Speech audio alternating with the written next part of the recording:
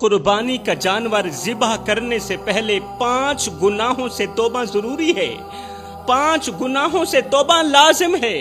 اگر ان 5 گناہوں سے توبہ نہ کی تو یاد رکھنا شاید تمہاری قربانی قبول نہ ہو۔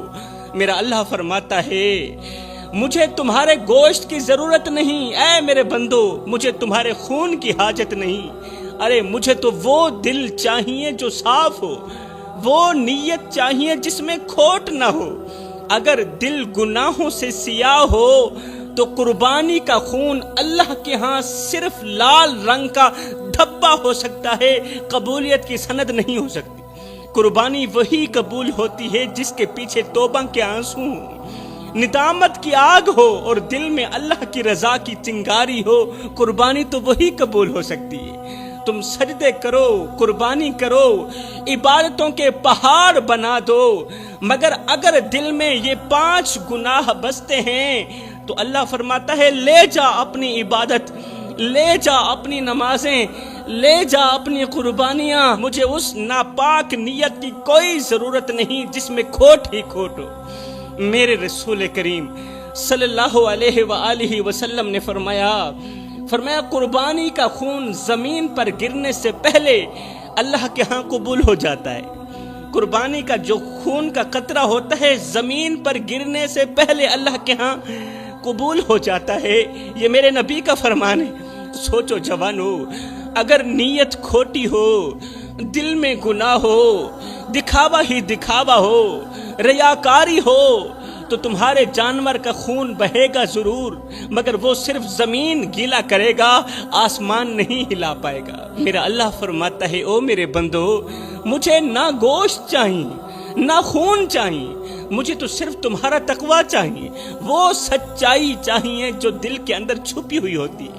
حضرت سیدنا علی المرتضی شیر خدا کرم اللہ وجہ الکریم فرماتے ہیں، فرمایا جب ایک مومن قربانی کرتا ہے تو جانور پر چھری چلانے سے پہلے اپنے اندر کی حسد پر چھری چلاتا ہے۔ جب ایک مومن قربانی کرتا ہے جانور پر چھری چلانے سے پہلے اپنے اندر کی میں پر چھری چلاتا ہے، اپنے اندر کی ریاکاری پر چھری چلاتا ہے، اپنے اندر کے تکبر پر چھری چلاتا ہے۔ جانور کی گردن پر چھری رکھنے کا نام اصل قربانی نہیں ہے۔ اصل قربانی تو یہ ہے کہ انسان اپنے نفس پر چھری رکھ کر اللہ اکبر کہتے ہوئے پہلے اپنے نفس کو مارے، پہلے اپنی مائیں کو مارے، پہلے اپنے تکبر کو مارے، پھر جا کر قربانی کرے۔ یہ ہے قربانی کا مزہ، یہ ہے اصل قربانی۔ ورنہ جس نے بس جانور ہی خریدا، دکھاوے کی نیت سے جانور پر چھری چلائی اور سوشل میڈیا پر فخریہ ہیش ٹیگ لگا کر کہا الحمدللہ قربانی مکمل ہوئی، نہیں میرے بھائی، قربانی تو ان کی مکمل ہوتی ہے جن کا دل خشیت الہی میں روتا ہے۔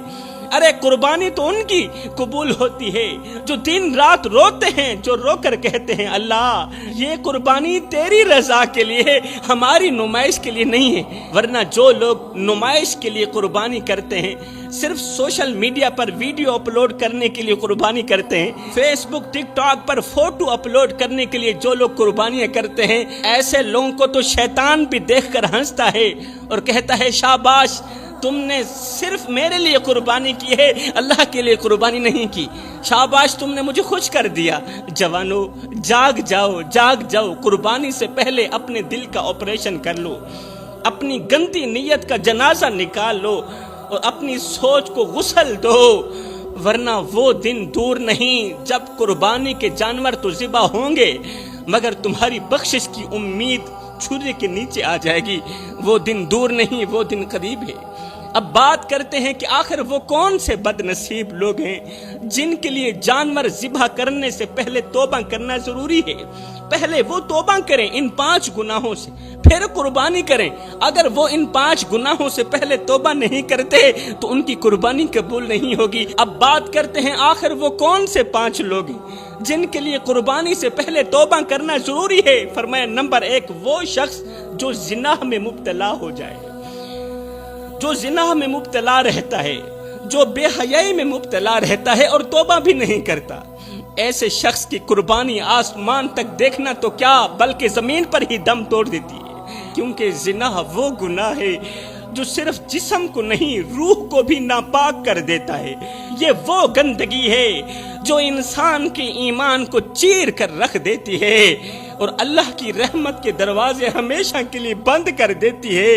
اللہ فرماتا ہے او میرے بندے، تو پہلے اپنی گندی نیت کا گلا کاٹ، پھر جانور کی گردن کاٹنے کی بات کرنا۔ پہلے اپنی گندی نیت کا گلا کاٹ، پہلے اپنے اندر کی حسد کا گلا کاٹ، پھر جانور کی گردن کاٹنے کی بات کرنا۔ قربانی سے پہلے اگر تو نے زنا جیسے گناہ کی توبہ نہ کی تو جانور پر چھری چلانے سے پہلے ہی عرش سے رد ہونے کا فیصلہ آ جائے گا، تیری قربانی رد ہونے کا فیصلہ آ جائے گا، قربانی قبول نہیں ہوگی۔ حلالی ماؤں کے بیٹے زنا نہیں کرتے جوانوں، حلالی بیٹے وہ ہوتے ہیں جو رات کی تنہائی میں بھی ڈرتے ہیں کہ کہیں ان کی ماں کا دودھ شرمندہ نہ ہو جائے، کہیں ان کے ہاتھ سے کیا گیا گناہ ان کی ماں کی تربیت پر سوال نہ اٹھا دے۔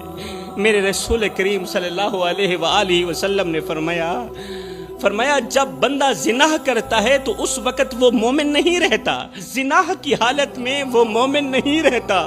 سوچو میری قوم کے نوجوانوں، جس لمحے تم گناہ میں ڈوبے ہوئے ہوتے ہو اس لمحے تم رب کی نظر میں مومن نہیں صرف گنہگار ہوتے ہو، وہ گنہگار جس پر آسمان بھی لعنت کرتا ہے اور زمین بھی لعنت کرتی ہے، تم پھر اس طرح کے گنہگار بن جاتے ہو۔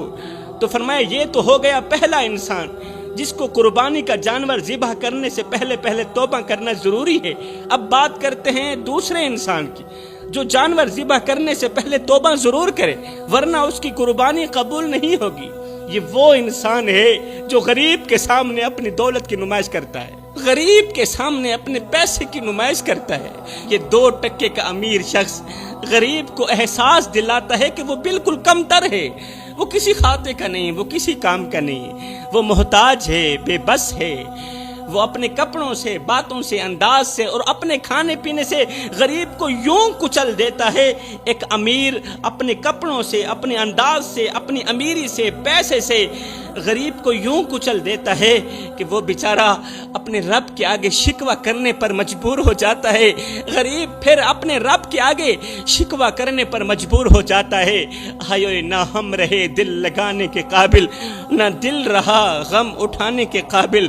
ربا تیرے بندوں نے دی اتنے غم کہ چھوڑا نہ ہمیں مسکرانے کے قابل۔ بڑے ہی ارمان کے ساتھ کہنا پڑ رہا ہے میری قوم کے نوجوانوں کہ جس غریب کو میرے نبی نے فرمایا تھا میری امت میں سر اٹھا اٹھا کر چلنا، ہم نے اس غریب کا سر مٹی میں ملا دیا۔ وہ غریب جسے سہارا دینا تھا، جس غریب کو ہم نے سہارا دینا تھا، ہم نے الٹا اس کے کندھوں پر بوجھ ڈال دیا۔ ہم نے جب بھی لوٹا اسی غریب کو لوٹا جو پہلے ہی قسمت کا مارا تھا۔ ہم نے کبھی اس کے ہاتھ کا نوالا چھینا، کبھی اس کے بھوکے بچوں کی روٹی پر ڈاکہ ڈالا۔ ہم نے غربت کو گناہ سمجھ کر غریب کے وجود پر لعنت کی۔ ہمارے شہر میں جب بھی کوئی قافلہ نکلا نعرے امیروں کے لگے اور آنکھیں غریبوں کی نم ہوئی۔ جب بھی کوئی خیرات بانٹی گئی تو تصویر امیروں کی آئی اور قطار میں غریب کھڑے رہے۔ ہم نے جو روٹیاں غریبوں کو دی ان پر بھی اپنے نام کا ٹھپا لگا دیا، اور ہم نے جو دروازے کھولے ان میں تالا بھی لگایا کہ داخلہ صرف امیروں کا ہے، غریبوں کا داخلہ بالکل بھی نہیں ہے۔ میرے رسول کریم نے فرمایا تھا کسی یتیم کے سر پر شفقت بھرا ہاتھ رکھنا، کسی یتیم کے سر پر شفقت بھرا ہاتھ رکھنا، لیکن ہم نے الٹا یتیم کے ہاتھ میں کشکول تھما دیا۔ ہم نے اس کے دروازے پر جا کر کھانا دینے کے بجائے الٹا اس کا دسترخوان چھین کر کہا کہ تم بس ہمارے ہی رحم پر جیو، ہمارے ہی رحم پر رہو۔ ہم گواہ ہیں اس جرم کے جس کا انصاف صرف عرش والا کرے گا، اور اس دن نہ مال کام آئے گا، نہ شہرت کام آئے گی، نہ عزت کام آئے گی۔ اس دن ہم سب کے چہرے جھکے ہوئے ہوں گے اور صرف وہی غریب کا چہرہ اٹھا ہوا ہوگا، وہی غریب سر اٹھا کر کھڑا ہوگا جس کا دل ہم نے ایک بار نہیں ہزاروں بار توڑا۔ خدا را میری قوم کے نوجوانوں، किसी का दिल इतना मत दुखाओ कि वो अल्लाह के सामने तुम्हारा नाम लेकर रो पड़े। खुदा पाक की इज्जत की कसम, अगर वो अल्लाह के सामने तुम्हारा नाम लेकर रो पड़ा तो याद रखना तुम्हारे लिए बहुत बड़ा मसला बन जाएगा, तुम बहुत बड़ी बला के मुंह में आ जाओगे, इसलिए कि अल्लाह का तराजू तो सिर्फ इंसाफ ही तोलता है। अब बात करते हैं उस तीसरे शख्स की जिसके लिए कुर्बानी से पहले तौबा करना जरूरी है, वो है नाफरमान बेटा। नाफरमान बेटा जो अपने माँ बाप को जिंदगी की शाम में बेयारो मददगार छोड़ देता है, तन्हा छोड़ देता है। वो बेटा जो बूढ़े बाप को गुलाम समझता है, माँ के साथ नौकरानियों जैसा सुलूक करता है। याद रखो, माँ बाप का दिल तोड़ने वाले के लिए फरिश्ते बद्दुआ करते हैं। मेरी कौम के नौजवानों, जो नौजवान माँ बाप का दिल दुखाते हैं ना, फरिश्ते उनके हक में बद्दुआएं करते हैं। और जिस घर में वालिदैन के आंसू बहे, उस घर में रहमत के फरिश्ते नहीं आते। वो बेटा जो अपने वालिदैन की बीमारी में मसरूफ हो लेकिन दोस्तों की महफिल में हंसता हो, वो बेटा जो माँ के हाथ की रोटी से शर्माए और होटलों पर हजारों खर्च करे, मेरे रसूल करीम ने फरमाया वो शख्स जलील और ख्वार हो जाए, वो शख्स जलील हो जाए, ख्वार हो जाए जिसने अपने वालिदैन को बुढ़ापे में पाया फिर उनकी खिदमत करके जन्नत हासिल ना कर सका। जिसने अपने माँ बाप को बुढ़ापे में पाया, उनकी खिदमत करके जन्नत हासिल ना कर सका, वो शख्स जलील और ख्वार हो जाए। सोचो मेरी कौम के नौजवानों, अगर तुम्हारे वालिदैन तुमसे नाराज हैं तो तुम्हारी कुर्बानी की खुशबू अर्श तक नहीं पहुंचेगी। अगर तुम्हारी बूढ़ी माँ तुम पर नाराज है, अगर बूढ़ा बाप नाराज है तो कुर्बानी का जानवर ज़िबा करने से पहले पहले अपने माँ बाप को राजी कर लो। कितने खुशकिस्मत होते हैं वो बेटे जो अपने बाप की आवाज के मुंतजर रहते हैं। जब बाप बुलाता है तो दोस्तों की महफिल छोड़कर मोहब्बत से लब्बैक कहकर बाप के सामने अदबन एहतरामन सर झुका लेते हैं, हाजिरी देते हैं। और जब बाप किसी काम का कहे तो वो सर झुकाकर कहते हैं अब्बा तेरा बेटा हाजिर है, अब्बा तेरे हुक्म पर तेरा बेटा हाजिर है। ये वो बेटे होते हैं जिनके सरों पर रब की खास रहमत होती है, क्योंकि वो जानते हैं कि बाप सिर्फ घर का फर्द नहीं, वो साए जैसा तहफ़्फ़ुज़ भी है, वो दुआओं का दरख्त भी है, वो रब की रजा का दरवाजा भी है। जब ये बेटे बाप के हाथों को चूमते हैं ना, जब ये बेटे अपने बूढ़े बाप के कमजोर हाथों को चूमते हैं ना, तो कसम है अल्लाह पाक की, जन्नत की हवाएं इनके चेहरों को चूमती। ये बूढ़े बाप के हाथ चूम रहे होते हैं और जन्नत की हवाएं इनकी पेशानी चूम रही होती, जन्नत की हवाएं इनके हाथ चूम रही होती। वो बेटा बहुत ही बदकिस्मत है जो बाप के चुप रहने को खामोशी समझता है। हालांकि जब बाप बोलना छोड़ दे तो समझ लो वो बद्दुआओं में भी तुम्हारा नाम नहीं लेता, क्योंकि वो रब से कहता है, वो अल्लाह से कहता है या अल्लाह मेरा हिसाब अब तू ही करेगा। मेरे बेटे ने तो मुझे बोलने के काबिल ही नहीं रखा, मेरे बेटे ने तो मुझे सर उठाकर चलने के काबिल ही नहीं छोड़ा। तो आए मेरी कौम के नौजवानों, अगर तुम्हारे बाप की आंखें नम हैं तो अपनी अना दफन कर दो, दफन कर दो अपनी अना को, दफन कर दो अपनी माँ को, अपनी जुबान काबू में रखो। अगर तुम्हारे बाप की आंखें तुम्हारी वजह से नम है, अपनी जुबान फिर काबू में रखो, दौड़कर बाप के कदमों में जा बैठो, क्योंकि जिस दिन तुमने बाप को खो दिया उस दिन तुम्हारी हर कामयाबी बेनूर हो जाएगी। अपने माँ बाप के आगे ऊंची आवाज में बात मत किया करो। खुदा पाक की इज्जत की कसम, जिस दिन ये खामोश हो गए ना, उस दिन तुम इनकी आवाज सुनने को तरसोगे। अब बात करते हैं उस चौथे शख्स की जिसके लिए कुर्बानी से पहले तौबा लाजिम है, वरना उसकी कुर्बानी जमीन पर ही रुल जाएगी। और वो चौथा शख्स है जालिम।